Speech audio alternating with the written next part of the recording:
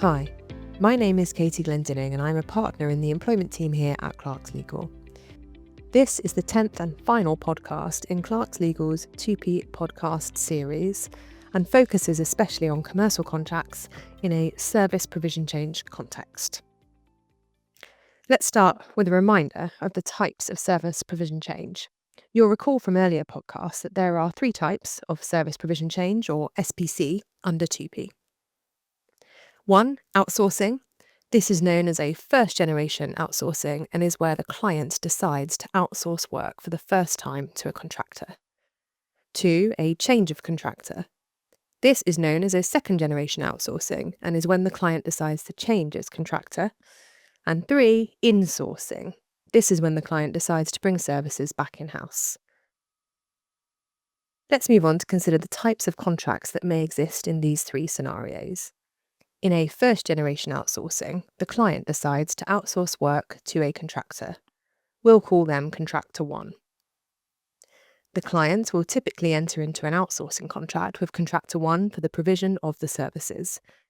This contract will usually have entry provisions covering what happens when the services commence and exit provisions covering what happens when the services terminate. This situation from a TUPE perspective is relatively straightforward. The client is the transferor and Contractor 1 is the transferee. As they are both a party to the contract, they can, in theory, agree to insert terms relating to TUPE and could include indemnities. Now, let's consider the position if the client subsequently changes contractor, a second-generation outsourcing. In this instance, it would be highly unusual for the current contractor, Contractor 1, and the new contractor, which we'll call Contractor 2, to have a direct contract between them because they aren't providing services to each other. Instead, each contractor will have a contract with the client. Contractor 1 already has a contract with the client, which the client will now be looking to terminate. This would trigger any exit provisions within that contract. The client will also enter into a new contract with Contractor 2, usually with its own entry and exit provisions, and the entry provisions will be triggered at this stage. The difficulty here is that in a TUPE context, the transferor is Contractor 1 and the transferee is Contractor 2.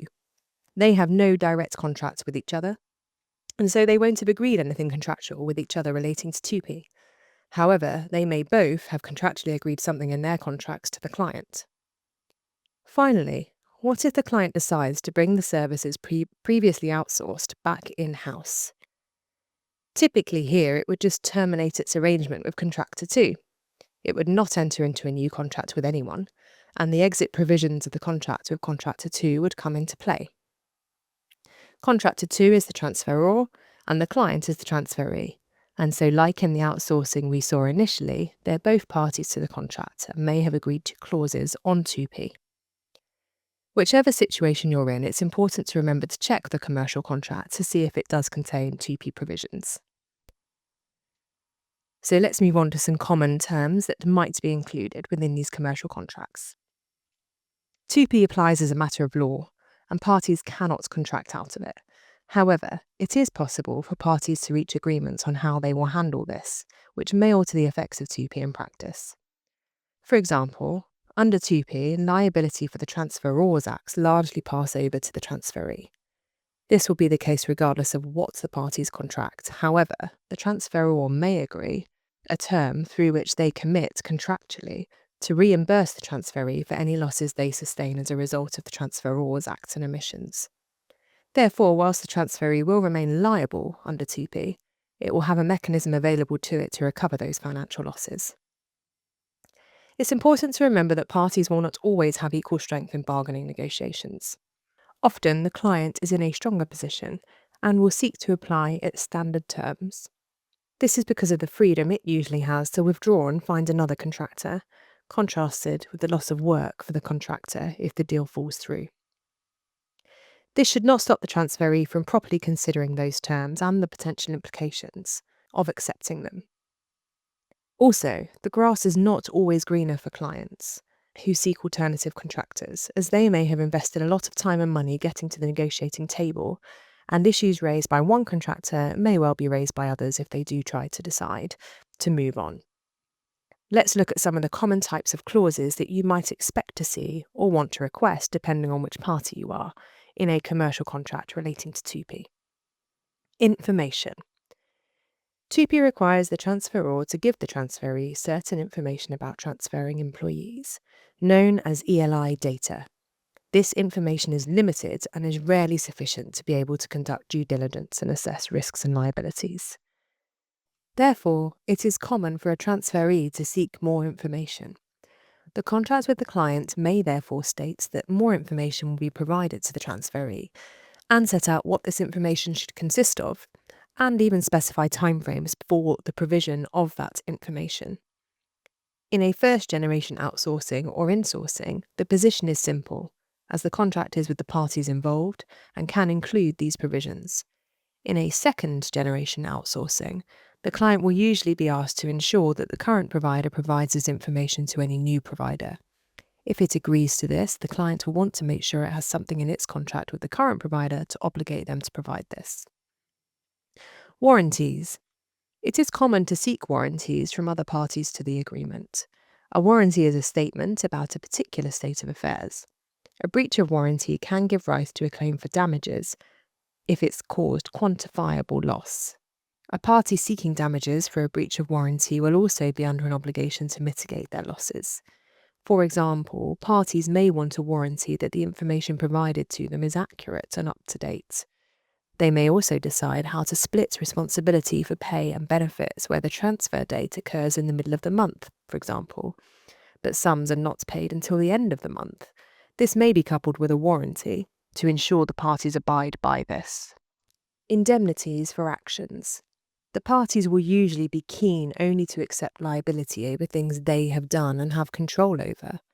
Under TUPE, the transferee becomes responsible for many of the transferor's acts, and as such, it is common for parties to agree that the transferor will provide an indemnity for its pre-transfer acts, and the transferee will provide one for its post-transfer acts.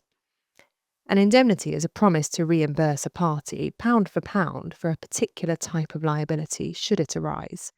It is generally expected that, unlike with warranties, there is no obligation to mitigate loss.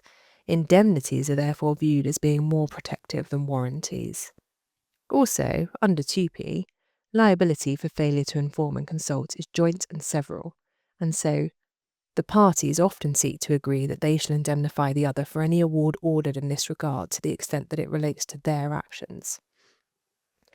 It's common for a transferee to further seek an indemnity to protect it against employees of the transferor that it was not made aware of, sometimes known as woodwork employees.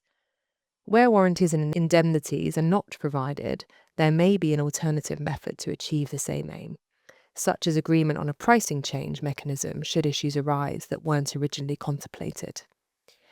Warranties and indemnities need to be drafted very carefully and can give rise to substantial liabilities. Legal advice should be sought when drafting or negotiating these. So, to some specific issues. If the client or contractor is aware of any specific issue that may expose it to liability, then it may well want to cover this off in the commercial agreement. For example, if, during due diligence, the transferee becomes aware of equal pay issues, it may want to seek some sort of protection in respect of claims from the transferor, whether this be by warranty, indemnity, or some other method depending on the circumstances. It may also be the case that the parties want to agree matters such as reimbursement of redundancy costs if they know that redundancies will need to take place. Position on TUPE. Parties can also seek to agree a position on TUPE. For example, they may agree that TUPE doesn't apply to the commencement of the services. This often helps commercially with ensuring parties are on the same page and a smooth process ensues. However, it's important to remember that TUPE cannot be contracted out of, and so any agreement like this will not actually change the legal position. If TUPE applies, it applies. Therefore, parties seeking to agree an approach contractually need to be mindful of the risks and may want to seek indemnities to protect themselves in the event the position they've taken is wrong and individuals seek to bring claims. What about restrictions on promises and dumping of staff? At the start of a contract, if the activities are already being performed by someone, for example, where this isn't a brand new service, the party picking up the service will usually want to restrict the changes that the existing contractor, contractor 1, can make to the staff working on the contract and their terms. This is to avoid the employees being promised things that the new provider, contractor 2, then has to deliver on. Also, transferors may try to move underperforming employees onto the contract if they know they're losing it, so that they then transfer out to contractor 2 or to the client if it's an insourcing arrangement under TUPE, and restrictions may well be needed there. Entry and exit. Obviously, the provisions I've discussed can apply on commencement of a service, but the contract will also typically have exit provisions which deal with what happens when the contract ends. These will typically reflect those being given on entry, but the parties effectively swap positions. For example, a new provider of services may be given more information when it picks up the service, but then on exit it's expected to provide this information to any subsequent provider. Inadequate provisions are obviously a key risk. From a contractor's point of view, if there are inadequate entry provisions, they may inherit liabilities which they wouldn't want to take responsibility for. And if there are inadequate exit provisions, they may find they're stuck with these when the contract ends. There are a lot of matters that the parties may want to go over in the agreement and cover off, and it's not possible to go through all of them in this podcast. Hopefully it's given a taster of the types of considerations parties need to be aware of. TUPE clauses in commercial contracts need careful consideration and drafting to ensure they cover what's required and offer adequate protection over and above the statutory standard. This brings us to the end of this podcast and the whole TUPE podcast series. We've covered 10 subject areas and I hope you found it helpful and informative. If you have any questions on TUPE, please do not hesitate to get in contact with me or any other member of the Clarkslegal team. Thanks for listening.